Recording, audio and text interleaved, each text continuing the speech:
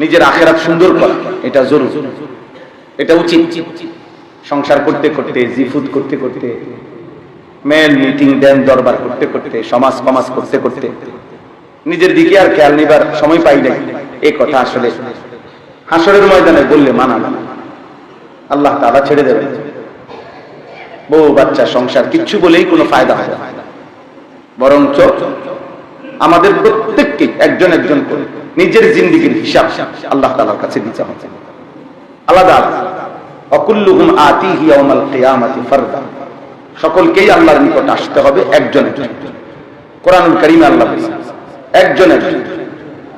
ইয়াওয়াদ্দুল মুজরিমু লাউ ইয়াফতাদি মিন আযাবি ইয়াউমিদিন বিবানিহি ওয়া সাহিবাতিহি ওয়া আখিহি ওয়া ফাসিলাতিহি আল্লাতী তু'বিহি ওয়া মান ফিল আরদি জামিআ সুম্মা ইউনজি। আল্লাহ তাআলা বলেন কিয়ামতের দিন প্রত্যেক পাপী নাফরমান জাহান্নামের আগুন থেকে বাঁচার জন্য নিজের বিনিময়ে আল্লাহকে বলবে, আল্লাহ আমার ছেলে মেয়েদেরকে জাহান্নামে দিয়ে দেন, আমাকে বাঁচিয়েছেন। আমার স্ত্রীকে জাহান্নামে দিয়ে দেন, আমাকে বাঁচিয়েছেন।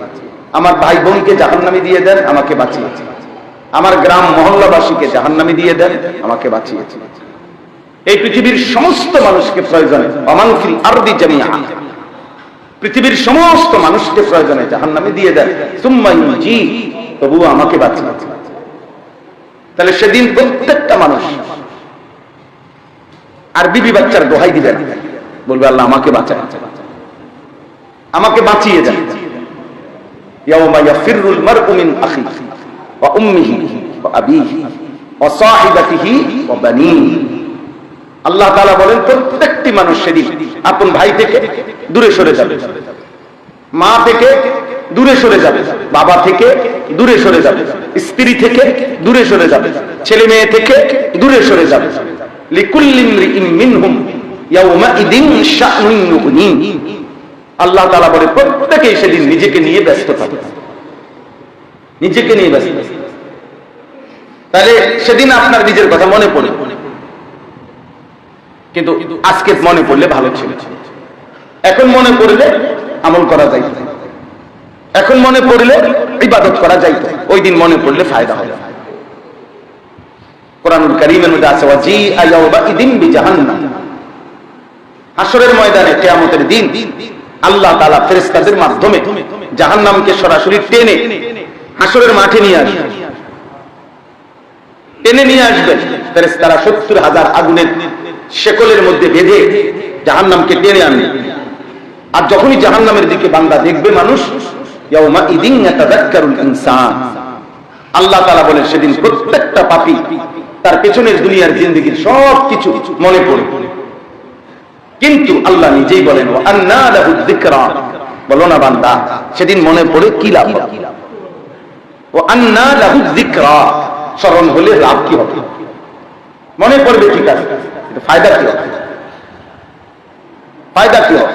আজ বুঝলে লাভ, আজকে যদি একটু ভাবি লাভ, আজকে একটু শুনলে লাভ, আজকে একটু ফিকির করলে সম্ভব।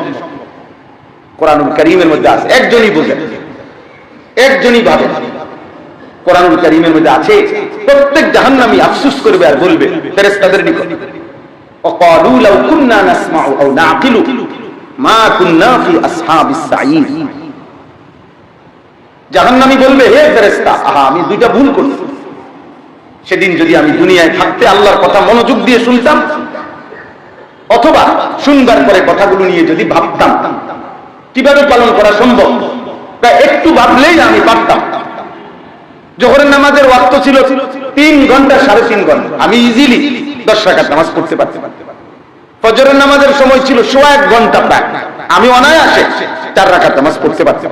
আমি একদম বেকুবি করছি, একেবারে ইজি একটা ব্যাপার ছিল। এশার নামাজের টাইম ছিল মাকরু ছাড়াই 5 ঘন্টা 5.5 ঘন্টা, আমি অনায়াসে নামাজটুকু পড়তে পারতাম।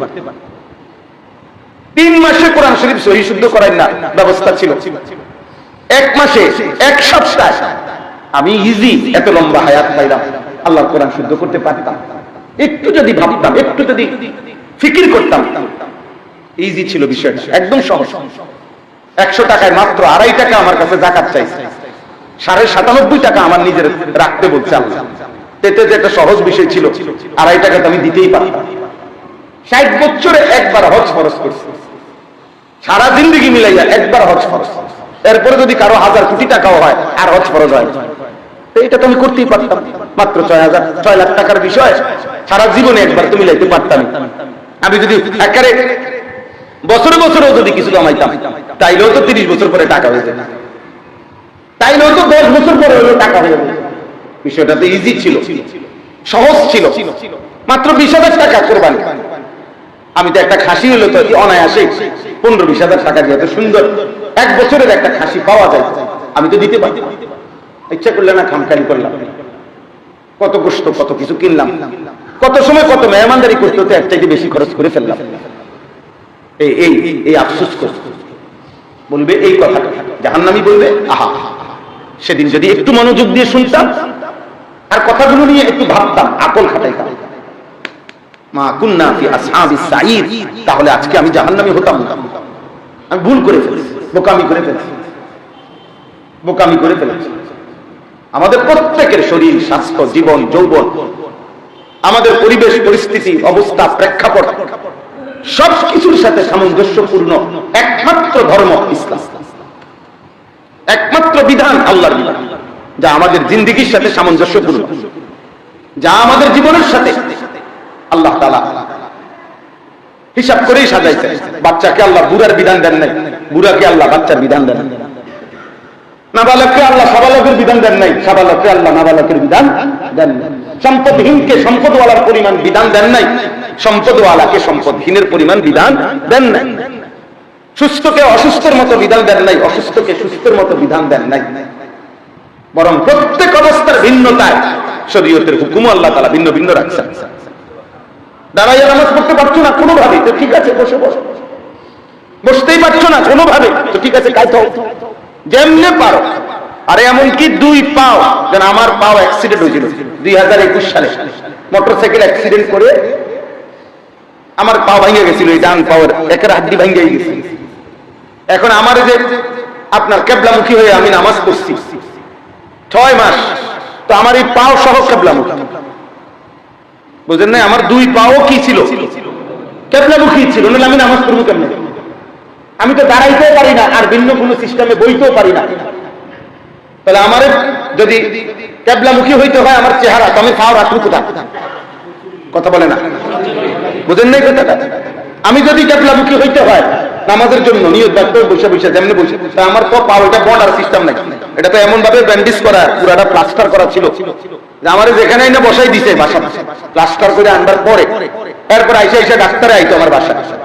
তো এই যে বলছি আমি তো এনে বলছি, পেশা, পায়খানা, খানা, খাদ্য, তাও উঠে দেওয়া সব আমার বিবি সহযোগিতা করছে। তো তাইলে আমি তো এক জায়গাতে, তো আমার তো আমি তো পাও সহ ২ পাও কেবলামুখী, আমি এভাবেই ৬ মাস নামাজ পড়ছি, এতে গুনাহ হবে না? আমার তো বিকল্প কি নাই, সুরত নাই। কিন্তু আপনি কি পারবেন কেবলামুখী হইয়া নামাজ পাও দিয়ে নামাজ পড়তে? তাহলে প্রত্যেক অবস্থার ভিন্নতা আল্লাহ তাআলা শরীয়তের ভিন্ন ভিন্ন বিধান রাখছেন, বিধান রাখছেন। কোন যুক্তি নাই, খোদার কসম কোন যুক্তি নাই, আল্লাহকে না মানার কোন যুক্তি নাই, ন্যূনতম কোন যুক্তি কোন বেঈমানের কাছে নাই, কোন নাফরমানের কাছে না। যে আল্লাহর বিধান মানে না, যে আল্লাহকে সিজদা করে না, এর একমাত্র কারণ হলো ওই মূলত নিজেকে মানুষ মনে করে না, ও ভাবে আমি একটা আস্তা জানোয়ার, এই জন্য আমি আল্লাহকে সিজদা করি, আর কোনো কারণ নেই। তোমরা যারা নামাজ পড়ো না, সিজদা করো না, এর কারণ একটাই হইতে পারে, তোমরা মূলত মানুষ না, জানোয়ার মূলত, আল্লাহ তো কোনো কারণ নাই। আল্লাহকে সিজদা না দেওয়ার কোনো যুক্তি নাই, না ফরমান কোনো নাফার যুক্তি নাই। মূলত তুমি মানুষের পরিচয় ভুলে গেছো, তুমি কোন জানোয়ারের পরিচয় নিজেকে পরিচিত করছো।